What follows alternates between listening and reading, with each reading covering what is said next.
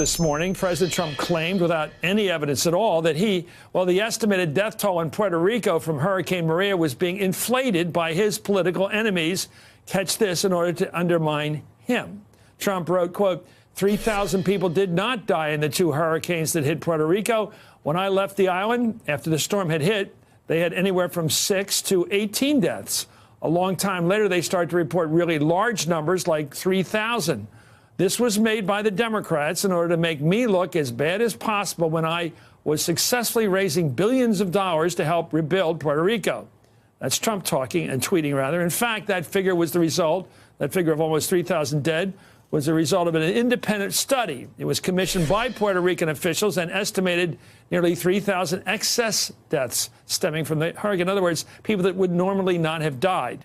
In a statement today, Puerto Rico's governor said the victims and the people of Puerto Rico do not deserve to have their pain questioned. In response to the president's tweet, Trump's former co-author Tony Schwartz wrote, when Trump tells a lie, as with the handling of the disastrous Puerto Rico hurricane, the magnitude and repetition of the lie is in direct proportion to how fully he believes he is guilty of the charge being made against him. For more, I'm joined by Tony Schwartz, co-author of The Art of the Deal and CEO of the Energy Project. Also joining us is good for us, Susan Page, Washington Bureau Chief for USA Today. Tony, explain this proportional response. The lie is big enough to cover the embarrassment? Well, I think what happens to Trump is not so much the embarrassment, but what lies beneath the embarrassment, which is the absolute allergy, and that's a mild word, to any evidence that he is weak or he is wrong or that he has failed. That's intolerable to him. It becomes 100% preoccupying, and he must attack it. And as we know from the thousands of lies he tells and has told, that's the way he does it.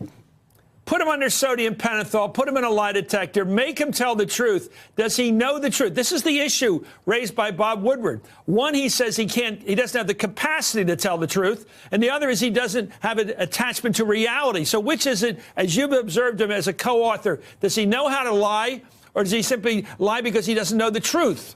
Chris, he lives on two tracks.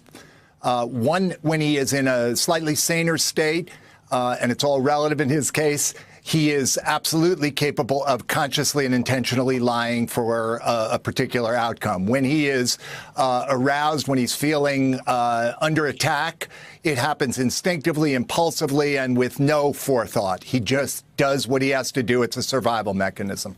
Show up in the Oval Office today with sodium pentothal, truth serum, put him into his veins. Will he say 3,000 people were not killed in Puerto Rico during Maria? Will he say that again under the influence of medicine, of medical influence?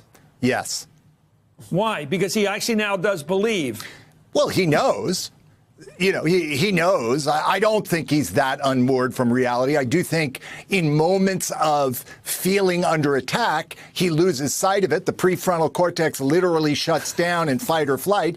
That happens to him. But I think when the physiology comes back down, yeah, he knows. He knows he's told 6,000 lies. Put him under oath for that, and or under sodium pentothal, and he will say that. Anyway, Trump's tweet this morning was his latest defense of his administration's response to Hurricane Maria. Earlier this week, he called it, quote, an incredible unsung success. His former Homeland Security advisor, Tom Bossert, told the New York Times the missing part was empathy. I wish he'd pause and express that instead of just focusing on the response success. Retired General Russell Honore, who managed a military response to Hurricane Katrina back in 2005 under W, had this advice for President Trump today. If I was his boss or standing next to him as his chief of staff, I would kick him on the ankle and say, look, focus on the future damn storm. Stop looking in the rearview mirror. Boy, you know, this is what this is where the divide is, you know? I think LBJ went out and handed out water one time when he had a hurricane down or had bad weather down in Louisiana. W flew over. You know, you only get one shot at this, and Trump is not looking good. You know, the natural disasters are trouble for politicians because people expect the public officials to be there if there's a hurricane or if there's a riot, and politicians get punished for not showing empathy, for not showing up when people are in trouble. And also, I have a question for you from your previous conversation. Which is worse? Is it worse that President Trump believes what he's saying opposite all the evidence that we have about how many people died in Puerto Rico? Or is it worse if he asserts that and knows it's not true? Well, let me go back to Tony, because you work with him hand in glove. Let me ask you the one. I know I only have a few things that I think Joe Scarborough says I gnaw on these bones. There's a couple of things I do stick to, okay? Like voter suppression drives me crazy. Stupid wars like Iraq drive me crazy because I lived through Vietnam. I think all that, I was around during that. I hate stupidity by politicians when it comes to war because so many people die for their country, but they die and they shouldn't. And when they deny people voting, they're denying America's very quality of who we are. This question, he said Barack Obama, I know he has an African name, Barack Hussein Obama, anywhere to the Senate or the presidency. But why did he keep saying he was born in Kenya when it was impossible to figure out why a white woman from Kansas would go over to Kenya to have the baby there so that she could 35 years later have him actively available for the presidency under the Constitution? It didn't make any logical sense to claim that he was an illegal immigrant, basically, and yet he kept doing it and doing it until he reached a point of diminishing returns and stopped saying it. And just one Friday he said, oh, that's not true. Do you tell me he believed that all those months he was spewing that crap? No, he didn't believe it. Why was he doing it? He was lying. He was lying. He did it because it served his intention or his hope of running for president at the time. And that's why he does it. I mean, that's consistently why he does it. Just want to go back, Chris, to this issue of empathy, because one of the problems here is that Donald Trump doesn't have empathy. And that's not a modest statement. He literally has no empathy. He does not feel emotions like care and he's a sociopath?